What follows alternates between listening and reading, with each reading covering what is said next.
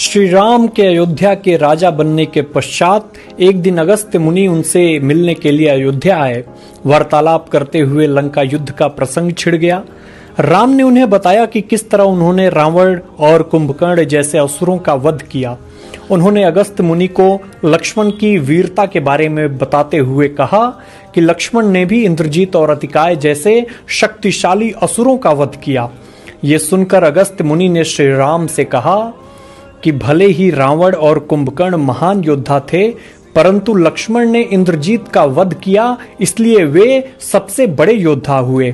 अपने भाई की वीरता की प्रशंसा सुनकर श्री राम अत्यंत प्रसन्न हुए और उत्सुकता से उन्होंने अगस्त्य मुनि से पूछा, इंद्रजीत का वध रावण वध से अधिक कठिन कैसे था? श्री राम की उत्सुकता को शांत करने के लिए अगस्त्य मुनि ने श्री राम को बताया कि इंद्रजीत को वरदान था कि उसका वध वही कर सकता था जो 14 वर्षों तक सोया न हो, जिसने 14 वर्ष किसी स्त्री का मुख न देखा हो और न ही 14 वर्ष भोजन ग्रहण किया हो।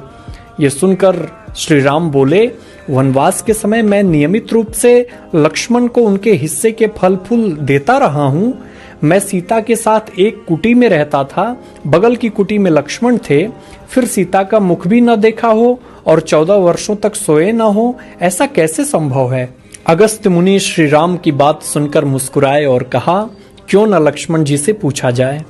अपने प्रश्नों के उत्तर जानने के लिए श्री राम ने लक्ष्मण जी को बुलाया और कहा कि हम तीनों 14 वर्षों तक साथ रहे, फिर तुमने सीता का मुख कैसे नहीं देखा? फल दिए गए फिर भी अनाहारी कैसे रहे और 14 वर्षों तक बिना सोए कैसे रहे? लक्ष्मण जी ने श्री राम को बताया कि मैंने कभी सीता माँ के चरणों के ऊपर देखा ही नहीं। आपको स्मरण होगा जब सुग्रीव ने हमें सीता माँ के आभूषण दिखाकर पहचानने के लिए कहा, तो मैं उनके पैरों के आभूषण के सिवाय कोई और आभूषण नहीं पहचान पाया था। आप और माता एक कुटिया में सोते थे। मैं रात भर बाहर धनुष पर बाण चढ़ाए पहरा देता था। जब निद्रा ने मुझ पर नियंत्रण लाने का प्रयत्न किया तो मैंने निद्रा को अपने बाणों से वेध दिया था।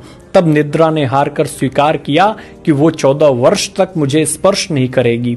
परंतु जब श्री राम का अयोध्या में राज्याभिषेक हो रहा होगा और मैं उनके पीछे सेवक की तरह छत्र लिए खड़ा रहूंगा, तब मुझे आकर घेरेगी। आपको याद होगा राज्याभिषेक के समय मेरे हाथ से छत्र गिर गया था।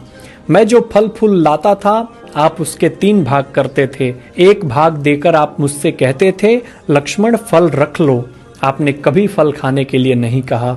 फिर बिना आपकी आज्ञा के मैं उसे कैसे खाता? मैंने उन्हें संभाल कर रख दिया और वो अभी भी उसी कुटिया में रखे होंगे। श्री राम के कहने पर लक्ष्मण जी चित्रकूट की कुटिया में से उन सभी फलों को टोकरे में रखकर ले आए और दरबार में रख दिया। जब फलों की गिनती शुरू हुई तब उसमें देखा कि 7 दिन के हिस्से के फल नहीं थे। उन 7 दिनों के हिस्से के फलों के बारे में लक्ष्मण जी ने बताया कि उन 7 दिनों में फल आए ही नहीं थे। वो इस प्रकार है, जिस दिन हमें पिताश्री के स्वर्गवासी होने की सूचना मिली हम निराहारी रहे। जिस दिन रावण ने सीता माता का हरण किया उस दिन फल लाने कौन जाता? जिस दिन समुद्र की साधना कर आप उससे राह मांग रहे थे, जिस दिन आप इंद्रजीत के नागपाश में बंधकर दिन भर अचेत रहे, जिस दिन इंद्रजीत ने मायावी सीता को क्षति पहुंचाई थी, हम शोक में रहे। जिस दिन रावण ने मुझे शक्ति मारी और जिस दिन आपने रावण वध किया, इन 7 दिनों हमने भोजन नहीं किया।